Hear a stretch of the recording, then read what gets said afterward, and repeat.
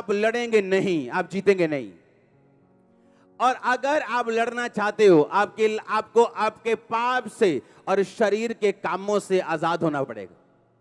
जब जब आप अपनी बुलाहट के अनुसार लड़ेंगे, वो व्यभिचार हो सकता है जिससे आपकी लड़ाई हो, गंदा देखना हो सकता है जो आपकी कमजोरी हो, टीवी हो सकता है, झूठ बोलना हो सकता है, पैसा हो सकता है, चोरी हो सकता है, गंदगी हो सकता है, गंदे दोस्त हो सकते हैं। ये आपकी रुकावट है लड़ने में, ये आपको इनइफेक्टिव, ये आपको ऐसा हथियार बनाती जो थोथ है, जिसकी धार कमजोर है। और जब धार कमजोर होगी, पेड़ कटने में टाइम लगेगा, जोर ज्यादा लगेगा। जो काम दूसरा बंदा आराम से कर रहा है वो आपको हैवी लगेगा।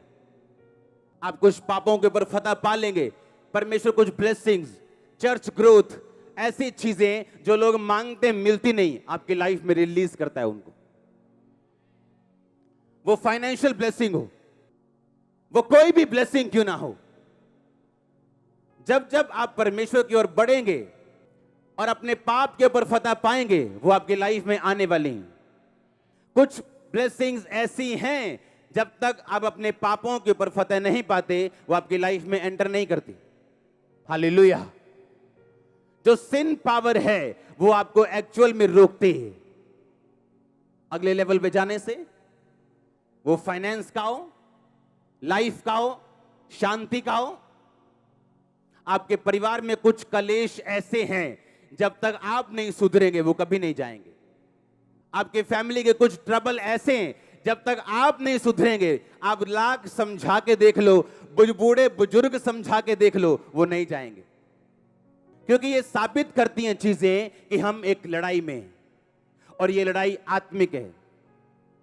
शैतान खराब करना चाहता है लोगों को, वो मारना चाहता है। बाइबल कहती है वो घात करने आया, नष्ट करने आया, इसलिए उसने बच्चे को पकड़ा, रबीज दी, अब वो पागल हो चुका है, कुत्तों की तरह बोलता है, कुत्तों की तरह करता है, पानी से डरता है। परमेश्वर कहता है मैं आया कि तुम बहुतायत का जीवन पाओ।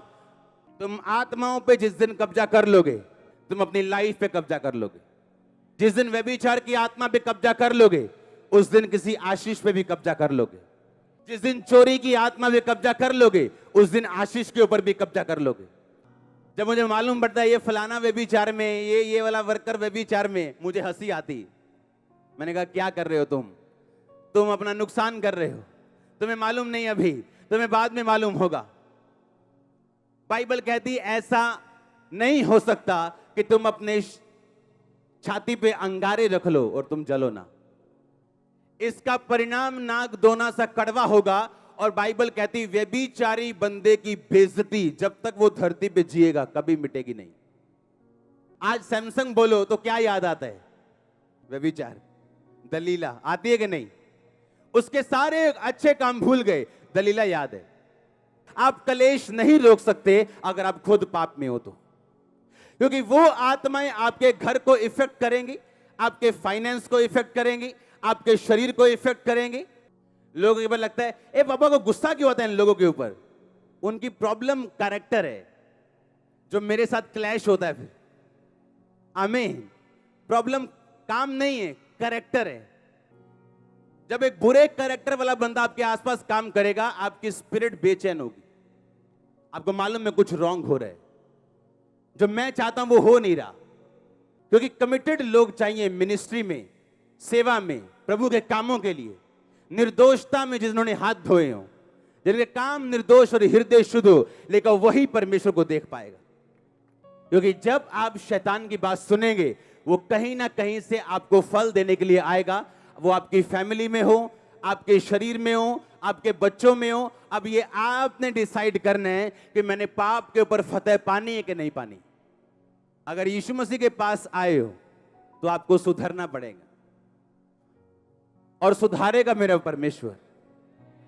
जो नहीं छोड़ सकते वो छोड़ोगे तुम। ऐसी क्या चीज है जो क्रिश्चियन नहीं कर सकता? ऐसी क्या चीज है तुम नहीं कर सकते? लेकिन जो मुझे सामर्थ्य देता है उसमें मैं सब कुछ कर सकता हूं। सब कुछ, सब चीजें मेरे लिए पॉसिबल हैं जो मुझे सामर्थ्य देता है।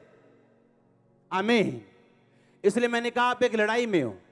अब परमेश्वर आप पे थोपता नहीं लड़ाई को, आप करना चाहते हो, आप पाप को जीतोगे। आपको मालूम है ये मेरी फाइट है, ये मसीह मेरी लड़ाई है, मैंने प्रार्थना में बैठना है, मैंने फास्टिंग में बैठना है, मैंने पाप के ऊपर फतह प्राप्त करनी, मैंने पाप के ऊपर पूरी तरह से कब्जा करना है। ये शरीर पाप के लिए नहीं, परमेश्वर के लिए होगा।